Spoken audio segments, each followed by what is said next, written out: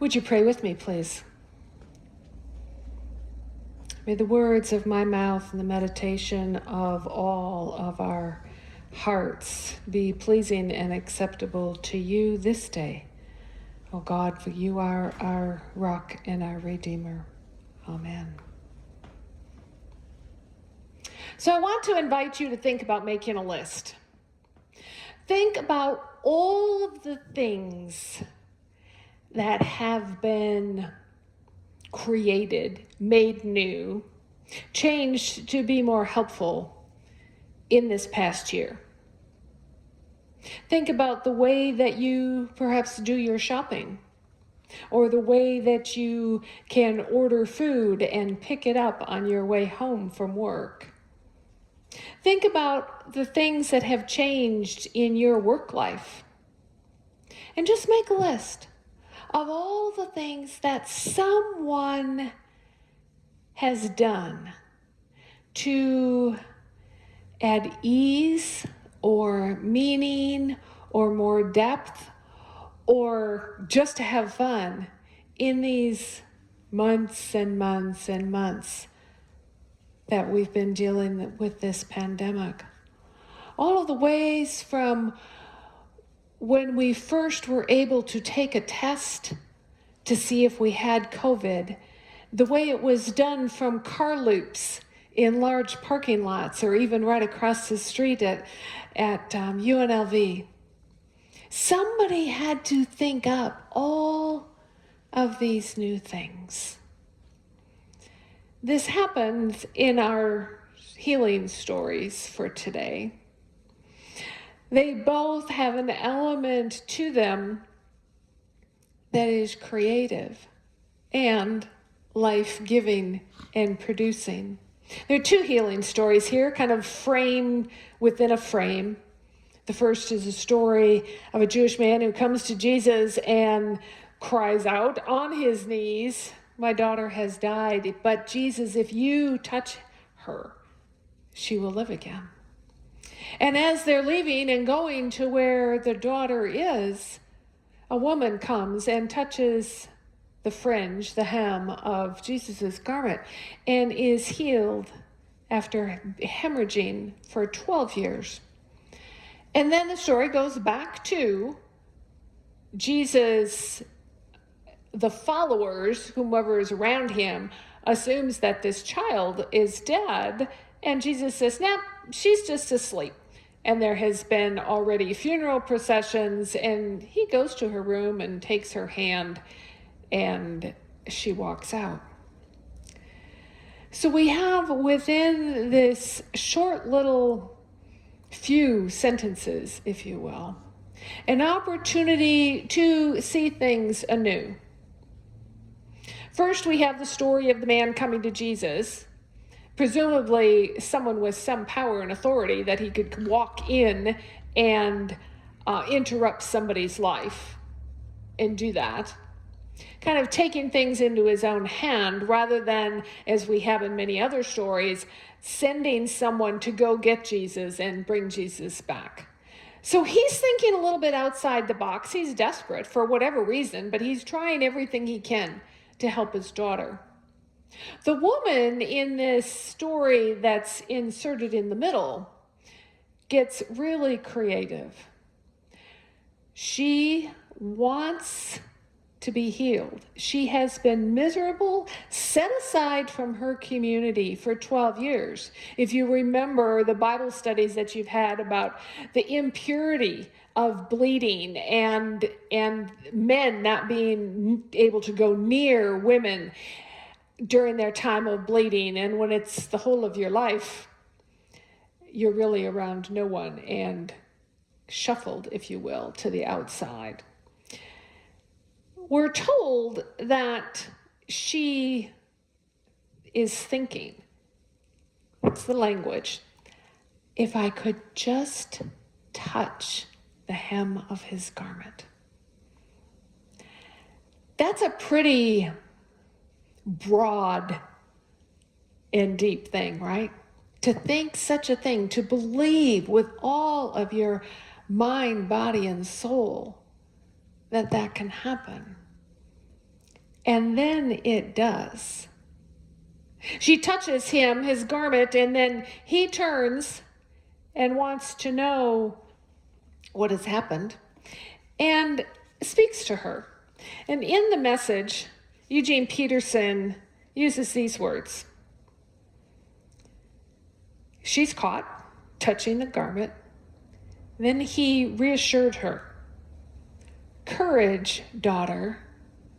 You took a risk of faith, and now you're well. Courage. What kind of courage have you had during this past year? To be very honest, I've been pretty fearful. Courage hasn't been easy to drudge up for me, especially when it comes to going out somewhere.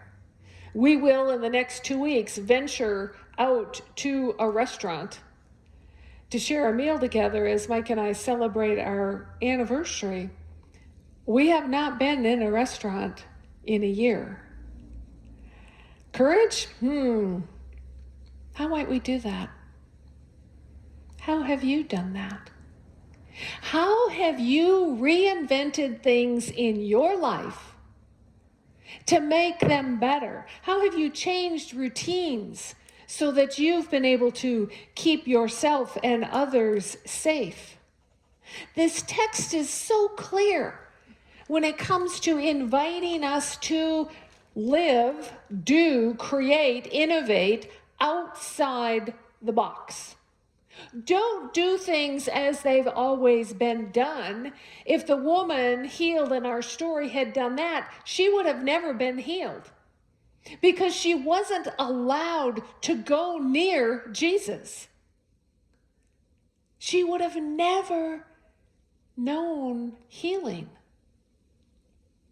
So what kinds of things have been on your radar that have been creative and innovative and literally outside the box to help you grow and learn and be active and thrive even at a distance in this time of pandemic?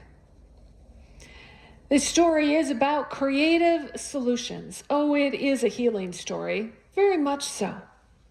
But it is an invitation. And so I asked you in the beginning to sit down and make a list of all of the things that you can remember. And I wish I would have kept a list from the beginning because I'm really trying hard to come up with several times on the news. They would share information about children who have made a difference in people's lives because they invented XYZ, whatever it was. And I'm having trouble remembering some of those things. But even in our own congregation, the things that have been reinvented, and I think primarily of worship in the way that we have now, but what our musicians have done to reinvent their craft and their offering to God in new and different ways. NJ, working with the people in the choir and choir members, learning a whole new way of listening to music and then recording music on their own. And then getting it sent to NJ so that he could put it all together. None of them, I would imagine, thought they would have that skill or would even have seen it on the radar before that happened. Oh, but thanks be to God that was true, right? We've even had people participate in choir who haven't even been here in Las Vegas because of that. And how enriched our lives have been with that music.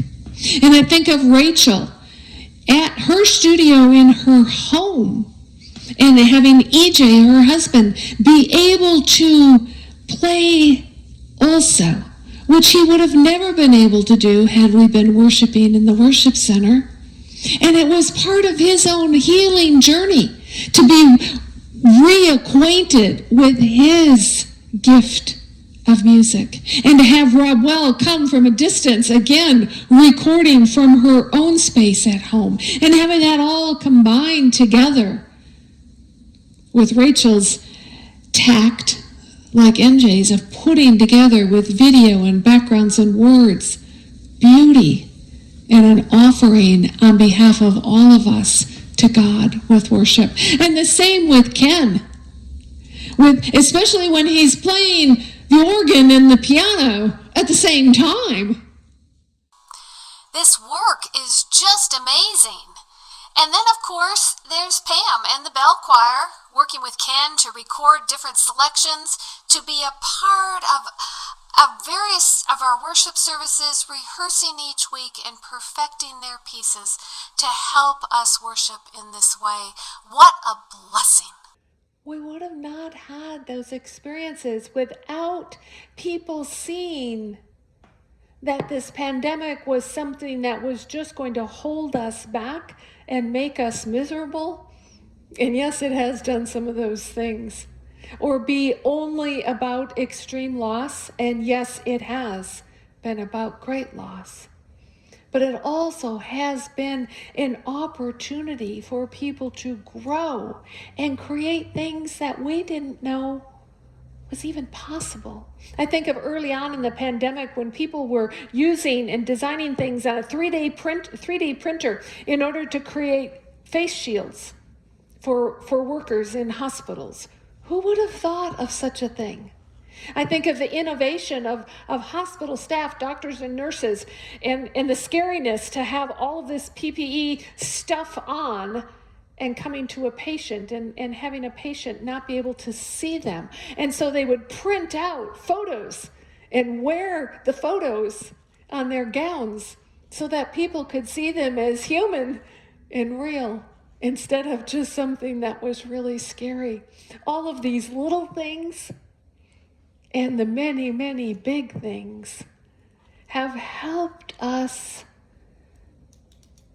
know God's intention for us in this, to keep innovating in society, to create new life even when we don't think we want to do that.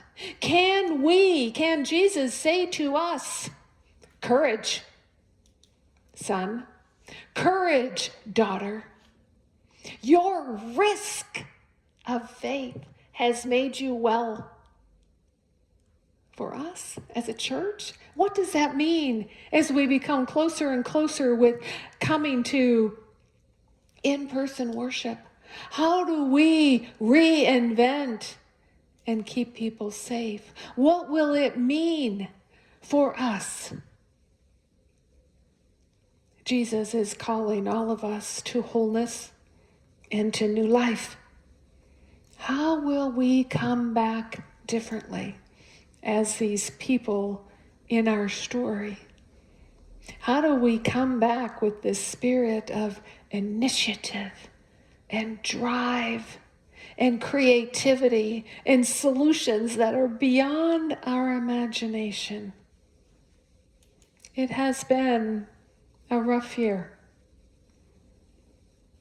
It has been a really rough year for a lot of folks, our own included. And we are not at the end of the road yet. But we, like the people in our story, are moving toward recovery. We are moving toward wholeness with innovation, out of the box thinking. What, I wonder, will all of that look like? Oh, the dreaming, let it continue. Courage, dear friends, courage. Amen.